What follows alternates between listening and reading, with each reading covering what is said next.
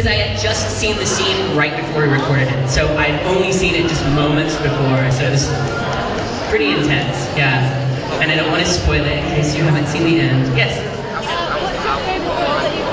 Oh my gosh, I'm gonna have to do the Oprah Winfrey thing, hang on. What's been your favorite role that you've given? I can finally talk about it. I'm not, wait, hang on. I don't want to talk with my back to you. I can finally talk about one of my favorites. It's rare that you'll ever hear an actor make a favorite role because you like different characters for different reasons. My newest, most favorite character is a character called Ganta Igarashi in the show Dead Man Wonderland. Such a cool, such a way weird, messed up show. I also just did a show that I can't talk about that I think is going to be in that list as well. Some of my favorites are Chrono and Chrono Crusade. Why am I out of breath? I think it's because I'm nervous because I'm like sitting in the middle of everyone. Chrono definitely, Koyuki and Beck, Leo and Ghost Stories, the most ridiculous anime ever. A few other, Heihachi and Samurai 7 is another favorite of mine.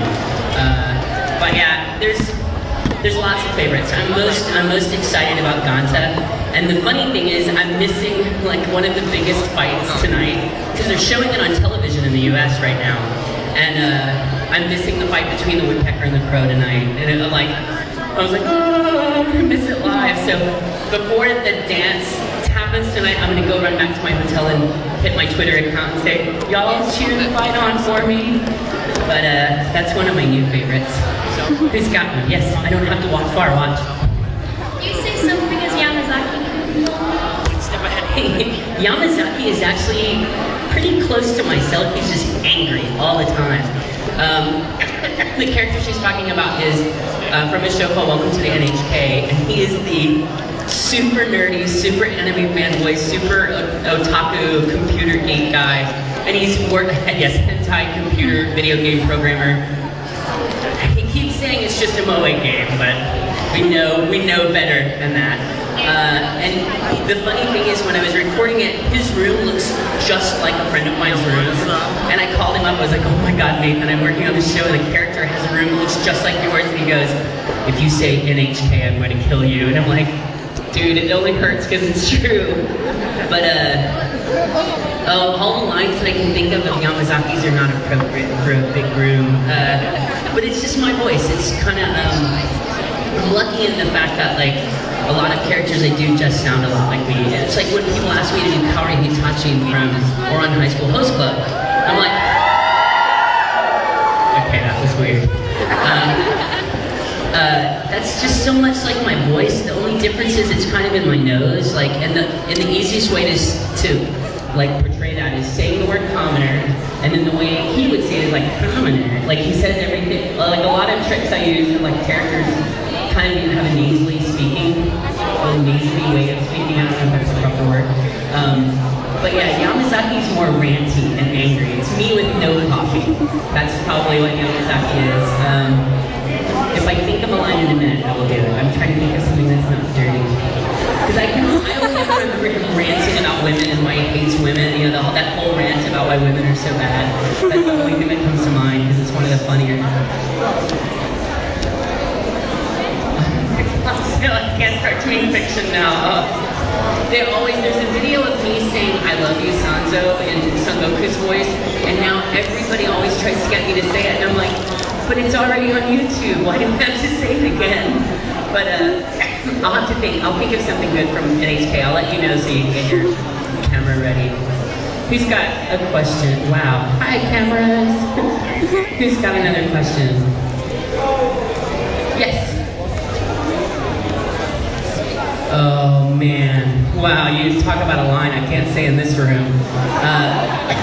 There's a line in the first episode of Dead Man Wonderland where, and this isn't giving anything away about the show, but basically the premise of the show is a little boy is framed for the murder of his entire class.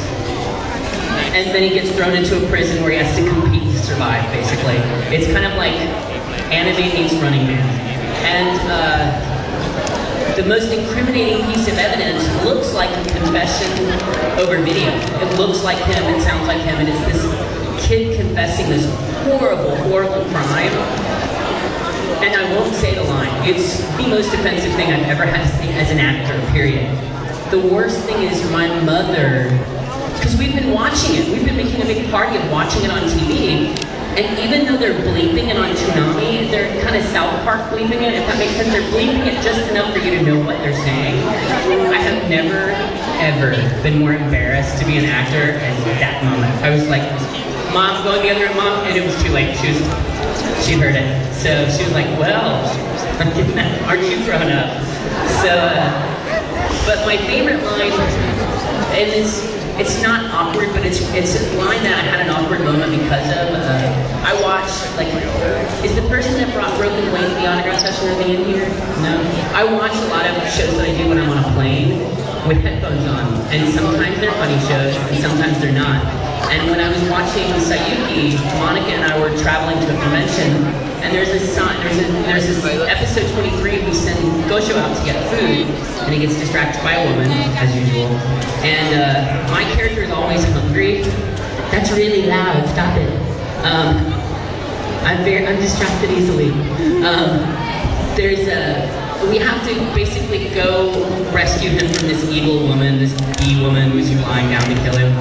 And each one of the Sanzo party has like a heroic sounding line, like Sanzo says, oh, you've bitten off more than you can chew, and Hakaya's like, I don't think you want to do that, and Son Goku steps scratching his head and he goes, where's my dinner, you slut? And that's, so I hear this on the plane, but I have headphones on, and we're on this totally silent flight, and Monica said at the back of the plane, you hear somebody go, ah, ah, ah, ah, and she said everybody on the plane went, looked behind her, so that's an awkward moment because of the line, but yeah, who's got anything else? Yeah. Huh? You can ask Kaoru something, but I am not Kaoru. I will try to answer as Kaoru if you would like.